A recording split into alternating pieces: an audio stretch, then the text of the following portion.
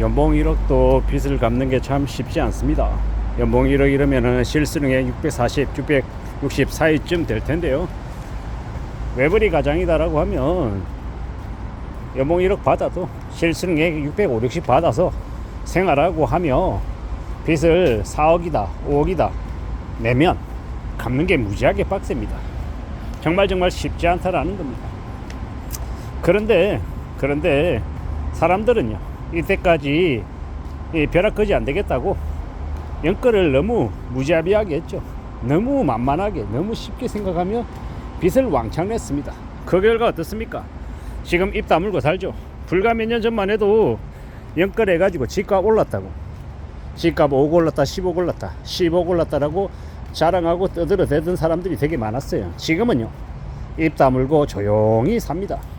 왜 조용히 살겠습니까? 대출 이자 부담 늘었거든요. 이자가 거의 더블로 늘었고요. 이제 집값은 우두두 떨어지고 있는데 뭐 아직도 호가가 여전히 받쳐주고 있으니까 괜찮다라고 이야기하고, 아직 올라간다, 괜찮다, 조금만 기다리면 정권 바뀌면 다시 부동산 올라갈 거다, 똘똘한 한 채다, 지방은 떨어져도 서울하고 수도권 안 떨어진다, 이렇게들 되게 이야기 많이 하면서 버티고 있습니다. 근데 그게 계속 가능할지 아니면 순식간에 상황이 뒤바뀔지는 두고 봐야 하는 거죠. 결코 살아가는 게 만만하지가 않습니다. 빚 내는 걸 되게 쉽게 생각하잖아요. 근데 빚을 1억이나 2억이나 3억이나 실제로 갚아본 분들의 이야기를 한번 들어보십시오. 2억 갚는 것도 무지하게 빡셌다고, 3억 갚는 건 더 빡셌다라고 이야기합니다. 저는 개인적으로 생각해 보건데 3억 이상 넘어가면 사실상 죽을 때까지 빚을 갚을 수 있을까?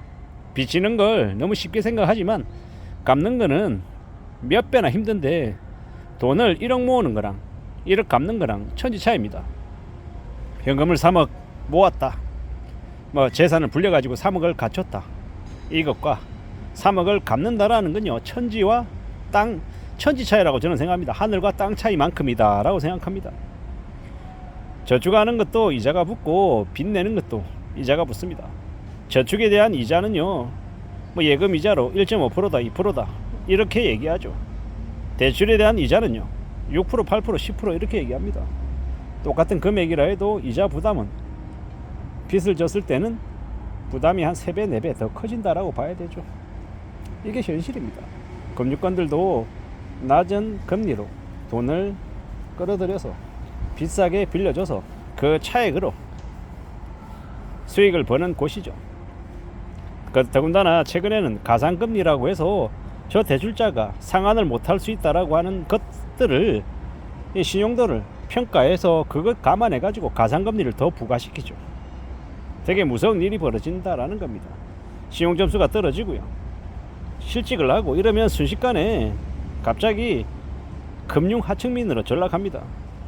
예를 들어 주택담보대출을 5억 가지고 있어요. 다니고 있던 회사에서 잘렸어요.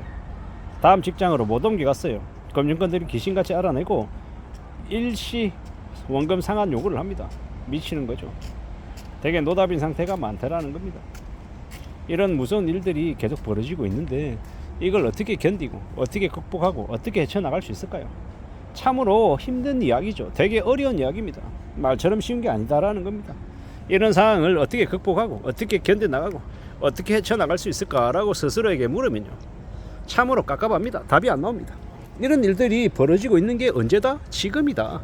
지금의 대한민국 경제 상황이다 라고 생각해야 됩니다. 2025년 7월에 스트레스 DSR 3차 시행합니다. 가상금리 1.5% 부과한답니다. 은행들만 논한 거죠. 신났습니다. 지금 현재 가계대출이요 1930조 이렇게 얘기 나오고 있는데, 언제까지나 계속 대출을 왕창 늘려줄 수 있을까요? 힘들죠.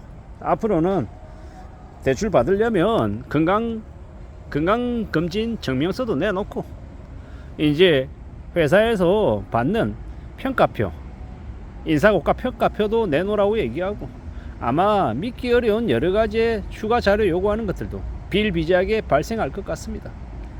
참으로 무서운 이야기죠. 이러한 일들이 계속 벌어지면요, 결국은 되게 답답할 거다라는 겁니다. 앞으로 시간이 지날수록 고령화되면서 각종 의료 비용이 나가는 것들도 되게 많을 텐데 이런 상황 속에 살아가는데 괜찮겠냐라는 겁니다. 무지하게 빡세고 무지하게 힘들 것 같습니다. 이런 시국에 우리가 지금 살아가고 있습니다.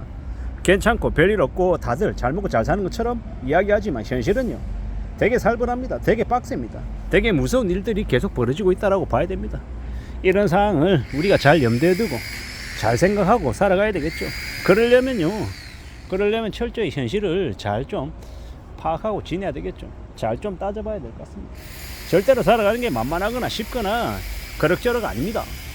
빛내는 건요, 더 두려움을 가지고 공포심을 가져야 된다라고 말하고 싶습니다. 그래야 삶을 지켜낼 수 있다라는 겁니다. 살아간다라는 게 별거 아닌 것처럼 이야기하는 사람들 많은데요, 함부로 요행을 바라고 함부로 이제 말하다간요, 인생이 송두리째 날아갑니다. 하층민으로 전락하고 지하로 출락한 일들이 비일비재하게 발생하는 게 지금이다라는 겁니다. 무서운 생각을 우리가 할 수도 있다라는 겁니다.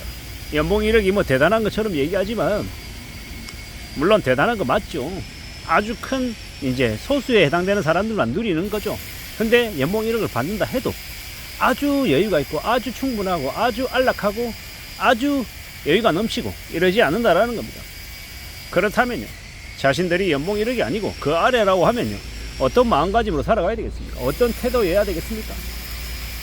지금 연봉을 많이 받고 있다고 천년만년 그렇게 받을 것처럼 착각하면 안 된다라는 겁니다.